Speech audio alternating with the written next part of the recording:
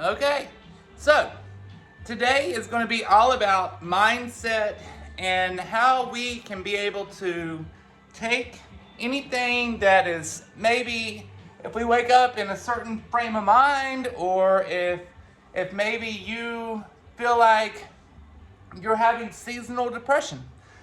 This might be a good topic to be able to bring out for people. Now, the thing is, there's many different ways to be able to start changing mindsets and your frame of mind. I studied neuro-linguistic practicing. Many people probably don't know about it. It's called NLP for short. I have multiple books on it. And what it does is, this is like sort of kind of where I think neuro-linguistic practicing was like the first main objective was, okay, so think. Now, with neuro-linguistic practicing, what you do is, if you're in a bad frame of mind, what is the easiest thing to do? And what's funny, when I do Akashics, I have a sacred prayer that I repeat 3 times in a row, specifically with my legal name, what's on legal documents. So the same thing with neuro-linguistic practicing. So what you would do, like if you're in a bad frame of mind, you would think about a really positive time. So say, okay, your body's fucked up, or you're really sick, or you're mentally just like whacked the fuck out right now. What you need to do is think about one of the best times in your life. What was funny, I'll bring it to myself. A couple days ago, I heard a song I haven't heard in many, many years, and it was a song that I remember when I used to be really healthy and used to love to go dance. I used to dance all the time out at the bars. So that song, when I was brushing my teeth the other night, took me back in time, and I relived the entire scene of some of the first times I've ever heard this song. And when you do this, what you have to do is, so you have to take your mind back to some of the healthiest times of your life. And while you're doing it, you're thinking about these healthy times of your life. And after you think about it, you meditate on it for not very long. You just more or less put yourself in a trance state to where you think about it, and then you snap your fingers 3 times. And as you do this, this will become a positive anchor in your life to be able to manipulate your mind over a period of time. Now, it doesn't happen overnight. It might be able to help people, but it's not this is a mind frame, so you need to start thinking about it. So that song took me back to when I was healthy and dancing and having tons of fun. So that was a good time, right? So what I did was, if you feel down, you go back to a space in time like that, and you snap 3 times, and that is an anchor. So the same thing happens with ideology. So it's brimstone and hellfire. That is an anchor to make you feel like you have been diminished, you live in sin, and that if you don't pray to their Messiah and give your heart over to them, you're going to burn in eternal hellfire. That is an anchor of the opposite type. That is called MK Ultra. And MK Ultra was created by Dianetics, which was created by Ron Hubbard. And the funny thing is, Ron Hubbard created Dianetics, but was then, if you look into it a little bit deeper than what most people look into Scientology. See, Scientology is Black Dianetics. Black Dianetics is a mind control operative that has been branched off by our government. So the government took over and more or less started Scientology after they booted Ron K. Hubbard out and made him look like a piece of shit, like he was a cult leader. So our government actually took them over and took over. So when he first started studying about Dianetics and mind and different techniques of the mind, he actually worked for the government for quite a hot minute, and his techniques actually worked. and he cured many of these people that were uncurable within the military.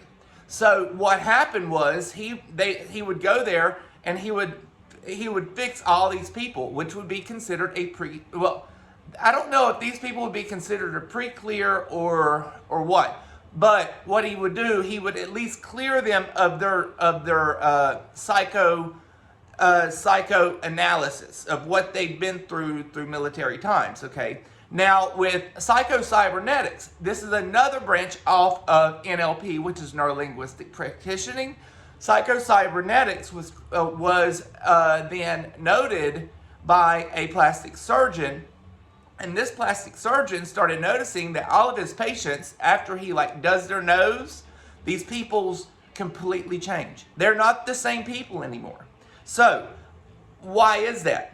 Mentally, it's a similar technique to the neuro-linguistic practitioning, but it's more of a physical trait that people see to make themselves feel like they're more healthy, to bring them more money. So people will do the plastic surgery, and next thing you know, they might land the job that they want because they have more self-esteem.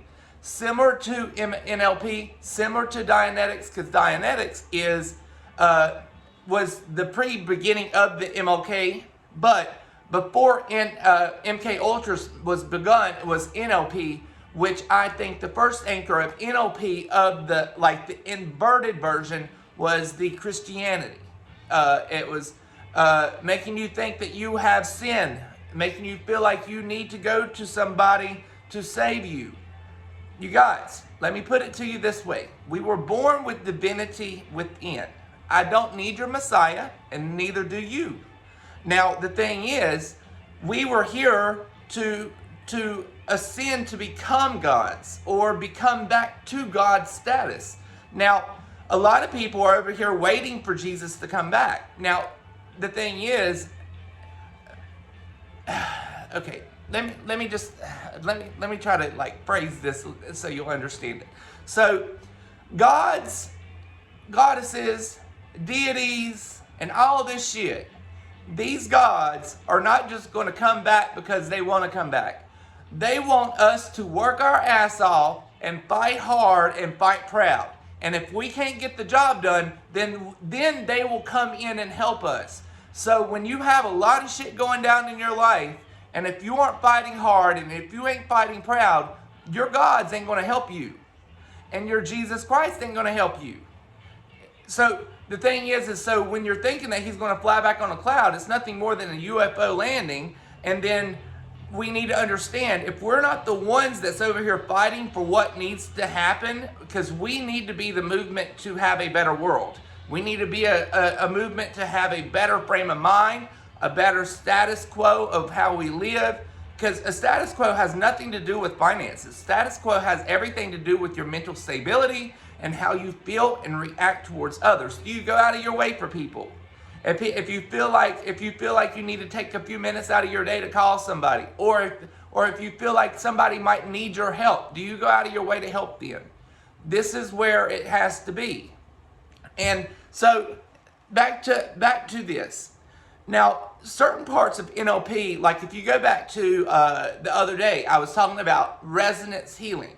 Okay, so I wanted to talk a little bit about that as well. So resonance healing. What resonance healing is they take feathers and sounds with different sounding bowls, dongs, bells, chants to take your subconscious back into another frame of mind. So it puts you from a trance state to where your subconscious allows you to receive your life today, where you have blockages today and or another life that you might have karmic debt from previous lifetimes. And that's what resonance healing is.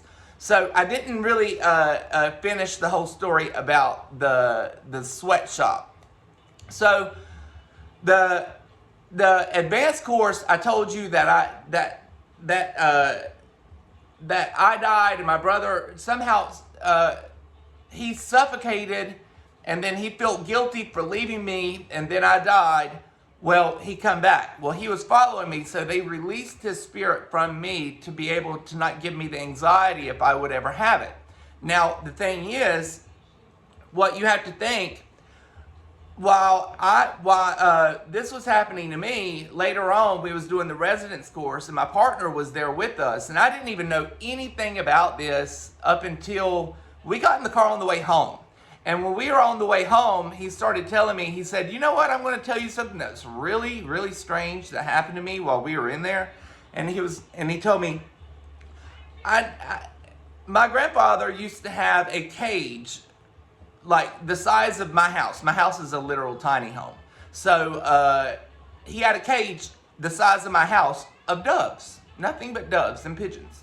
So these sounds took him back in time, and all he did during this time was sit inside this cage with his grandfather. So each person has their own karmic debt that they have to go back and release. And something to do with his grandfather, he was doing that during the residence course. So there's different ways that people do this, and I would recommend anybody to be able to find a good shaman sweatshop to be able to try something like this. And this will start relinquishing certain things that could be blocking you, harming you, or hindering you. Also, with using certain techniques, like I told you, if you take the time just to start anchoring certain positive attributes about yourself, of your past, in the present moment, then it will start anchoring in new positive energy to come in.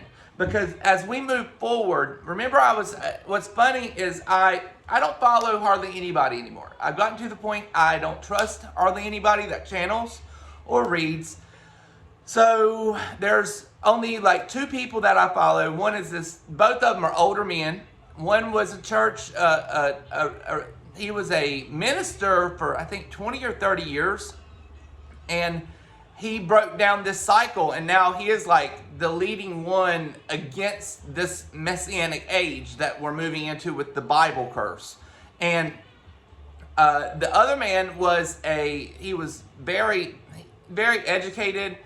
He was a ordained minister. I don't think he was a minister though, but he's more into like mysticism and stuff. So I follow him quite regular too, because sometimes I just don't feel like reading the books, and he finds all these really good books, and I'll just listen to him read it. So long story short,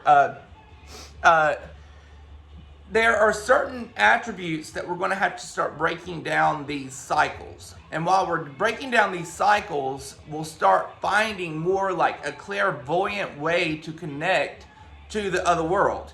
Now, the thing is, while we're moving through like the hibernation stage, this stage is the time of the year that we all start internalizing ourselves. So right now is a good time for all of us to sit back and really think about what we need to start anchoring in with positive energy. Think about the positive things that's happened in your life, the good times in your life, and if something like that, or if you run into somebody that you might feel like you have low self-esteem, something like that. Think about the time that you might have had high self-esteem.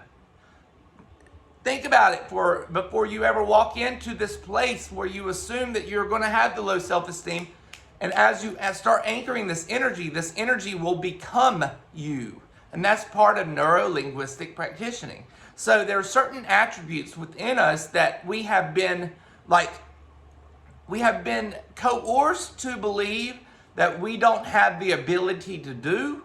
And that is this curse that they have like placed on the people. And I hate to call it a curse, but it is a type of mind frame. And if you are in it, you are in that mind frame. And if you're in that mind frame of hellstone brimfire, what is that? That is fear.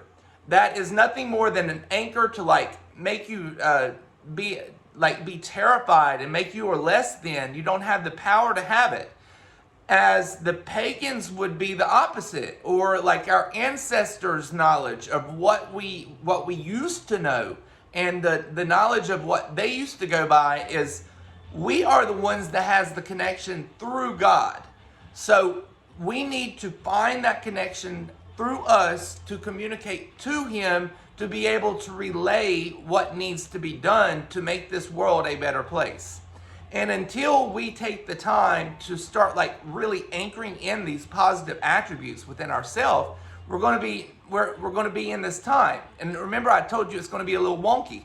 And the reason I say wonky, it looks like there's a light. No, that's the lamp. So now, what's funny is I said it was going to be wonky on the other podcast, and then it said I was saying like it's going to be like us trying our best to like bring in the light and figuring things out, and then there's going to be the others that understand that they just want to do this for materialistic gain, and they don't understand the reincarnation cycle, so they just say fuck it. We will worship this God, and then we'll get whatever we want, and then if we have to come back, we'll come back. And then there's the other one's going to become like the bots. The bots is going to be more of like, if you feel like you have been coerced into doing something lately, hint, hint, it could be something to do with that, and other things are going to be manufactured in to make things more to where they can manipulate us in certain certain actions. That's just me being real. And that's why one reason I take nanosoma. Nanosoma is a nanoparticulate. You spray it underneath your tongue, and what it does is it seals your body so you're not able to get COVID or any of these new monkeypox bullshit, because it's all a virus. And this seals your body from this virus shit that they're over here trying to put out in the world.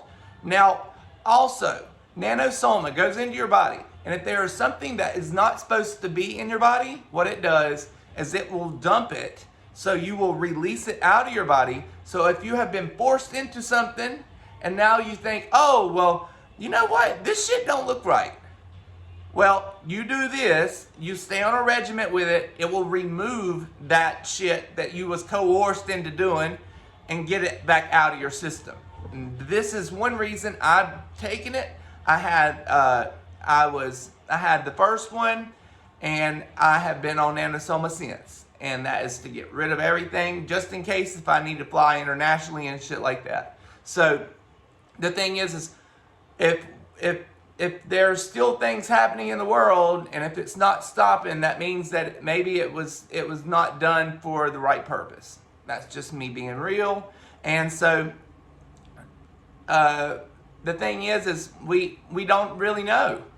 And so with that said, as we're moving into this state, you can be able to take something that can help you stay healthy, be able to get rid of certain particulates in your body that you don't want in your body, and keep your body sealed on a molecular level to where you can live a happy, healthy life.